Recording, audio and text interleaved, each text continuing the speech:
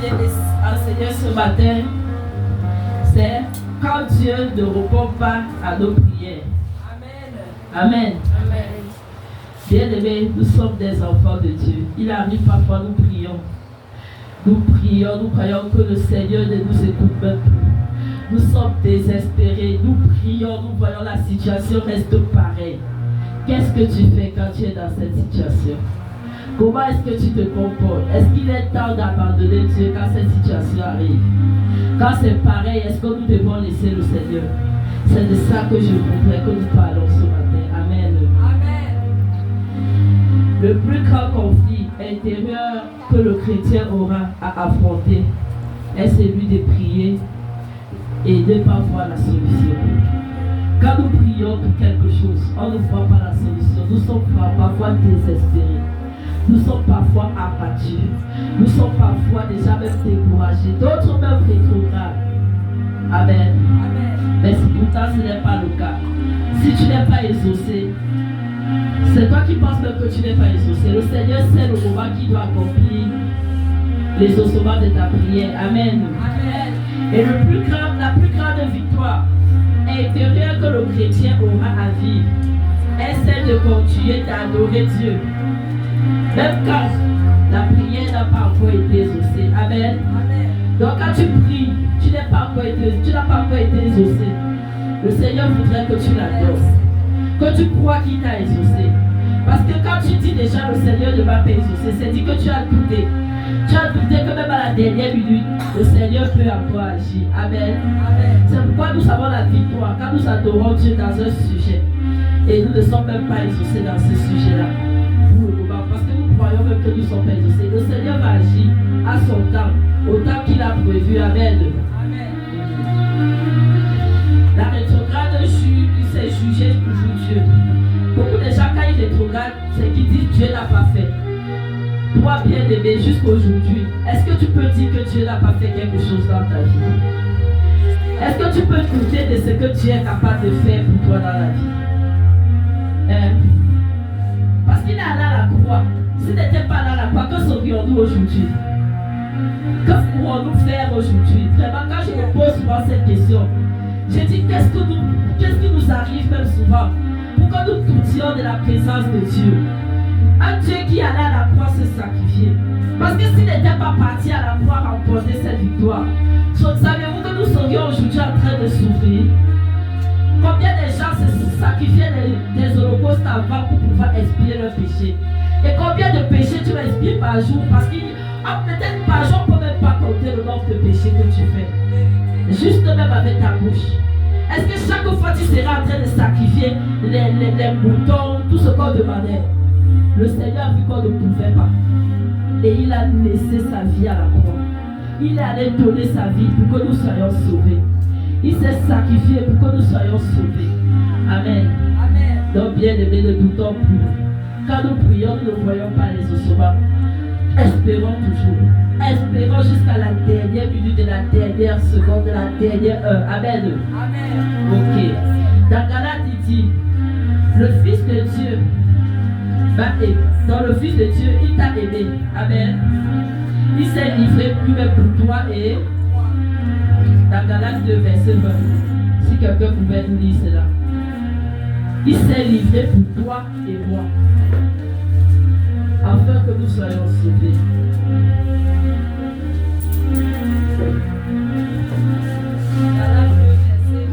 Galates 2, verset 20. Amen. J'ai été crucifié avec Christ. Et si je vis, ce n'est plus moi qui vis, c'est Christ qui vit en moi.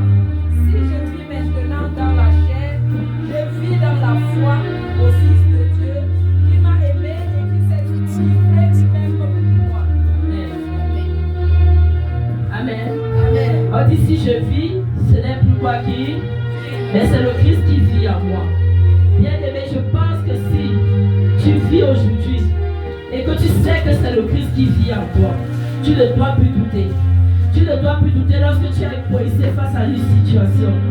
Comprends que cette situation qui t'accable, qui te trouble, est aussi la situation de Dieu. Est aussi la situation de Christ. Amen. Et chaque fois que tu vas porter ton problème posé entre les mains de Christ, rassure-toi que tu n'aurais plus à t'inquiéter. Amen. Parce que tout ce qui nous tue aujourd'hui, c'est que nous voulons d'abord essayer de gérer nos problèmes nous-mêmes. Chaque fois que tu es face à une situation, face à un problème, tu as besoin d'une réponse, d'être exaucé pour quelque chose. Bien-aimé, ne commence pas par ton frère, ne commence pas par ta soeur, ne commence pas par un proche. Commence d'abord par Dieu. Pas d'abord, mets-toi à genoux, demande au Seigneur, papa, voici ma situation. J'aimerais que tu résolves cela. Et quand tu vas commencer par le Seigneur, je ne suis pas sûr que tu manqueras les réponses. Mais chaque fois que tu vas commencer par ton frère, par ta soeur, par une tierce personne, avant de venir voir Dieu à la fin, bien aimé, tu vas d'abord patienter. Amen. Parce que le Seigneur aime quand on commence par lui. Il a dit, cherche premièrement le royaume des cieux. Et le royaume des cieux se trouve où? En Jésus. Amen. Dans toute situation que tu traverses dans la vie, commence par lui. Même avant de dire à ton père, même avant de dire à ta mère, même avant de dire à ton frère, à ta soeur, commence par Jésus. Mets-toi à genoux. Seigneur, voici une situation. Voici un projet. Seigneur, voici ce que je traverse. Seigneur, voici ce que j'aimerais réaliser. Papa, j'aimerais que tu m'éclaires dessus. Et quand tu vas prier, ne prie pas comme le Seigneur dit, comme les pharisiens priaient. Prie et écoute le Seigneur. Pour être exaucé, parfois le Seigneur même t'a exaucé depuis le premier jour. Mais parce que tu es tellement pressé de prier, te lever et partir, tu n'as pas écouté sa réponse. Amen. Le Seigneur aime aussi qu'on l'écoute. Est-ce que quand tu parles avec ton parent, avec quelqu'un, quand tu demandes quelque chose à ton père, tu demandes seulement et tu parles, tu attends sa réponse, n'est-ce pas? Donc quand tu veux parler avec Dieu, attends aussi sa réponse. Si tu étais à genoux et que tu étais comme ça, tu parlais avec le Seigneur. Fini de parler, tu restes encore à genoux où tu étais, même au moins 15 minutes, quelques minutes, même si c'est une minute, parce que tu veux l'écouter, il va te parler. Amen. Le Seigneur parle. Si tu n'as pas encore fait cette expérience, essaye. Il va te parler d'une manière ou d'une autre. Le Seigneur parle. Tout sujet que tu le demandes, attends qu'il te donne la réponse. Ne sois pas prompt à dire que le Seigneur ne va pas exaucer. Amen. C'est ce que je reçois ce matin. Et j'aimerais encore te dire que parfois nous ne recevons pas aussi les réponses parce que nous ne prions pas. Nous prions pas. Le Seigneur ne nous demande pas de murmurer. Parce qu'il y a des gens qui disent, j'ai besoin d'argent pour voyager.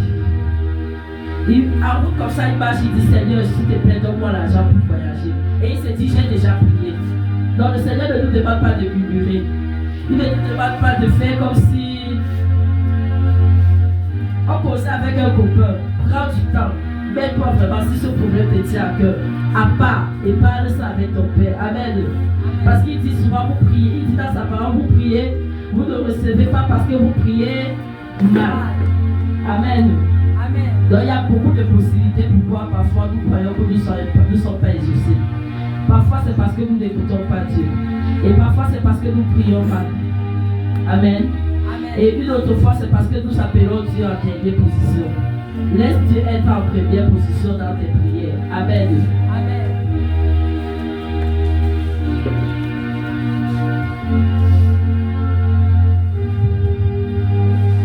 Parfois nous n'avons pas eu des percées dans nos vies tout simplement parce que nous n'avons pas prié. Amen. Nous sommes rapides à nous plaindre. Mais si nous étions honnêtes, avons-nous prié le temps qu'il fallait prier? Avons-nous pris le temps pour prier? Parce que nous sommes seulement prompts à dire, ah, depuis que je prie là, depuis que j'attends ceci, depuis que je travaille là, mon patron ne m'a même pas encore donné une promotion. Depuis que je cherche le travail là, je n'ai pas encore tenu. Depuis que je prie pour la situation de mon enfant là, il ne change pas. Bien aimé, prie davantage. Au lieu de te poser des questions où le Seigneur n'a pas encore agi, prends plutôt le temps de prier. Amen. Ne prie pas parce que tu vois ton frère a réussi.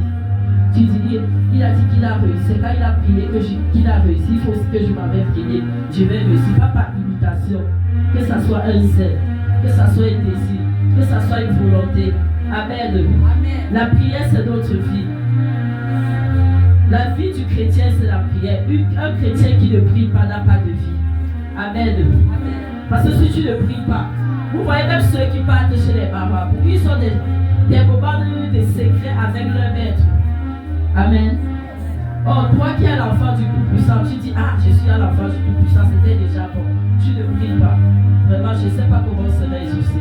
Il y a tellement de sujets. Chaque jour, quand je parle ici, ce que je dis chaque jour, c'est que nous avons tellement de sujets de prière. On n'a pas de raison de rester sans prier. Nous devions prier. Au lieu de se mettre avec les gens pour commenter dans des sujets inutiles, des sujets qui ne nous font pas avancer, bien aimé, prends ce temps, mets-toi à l'écart et prie. Amen. Donc cela, ça va nous aider beaucoup. Ce matin, j'aimerais vraiment que tu comprennes que la prière, c'est la clé. Sans la prière, nous ne pouvons rien faire. Donc nous devons prier d'abord et ensuite avant d'aller parler aux autres. Parce que parfois on se dit que le Seigneur ne m'exauce plus. Il m'avait parlé à tel pour qu'elle prie pour moi. Non, le Seigneur nous exauce tous. Amen. Reconnais tes torts, demande pardon au Seigneur et tu pries. Et il y a aussi une chose, le Seigneur nous demande de nous confesser les uns les autres. Et il dit quoi, là où 2 ou 3 sont rassemblés à mon nom, je suis au milieu d'eux. Voilà. Donc bien aimé, quand tu pries, si tu as prié seul, tu n'as pas vu la solution. Demande au Seigneur de t'orienter vers ton frère qui pourra t'aider dans la prière. Amen. Parce que nous sommes tous là. Mais le Seigneur peut te guider vers une personne, même vers ton père. Et peut-être même dans l'assemblée, tu peux avoir un bien-aimé avec qui vous pouvez vous assembler pour souvent faire des sujets de prière. Et quand vous priez à deux, c'est très efficace.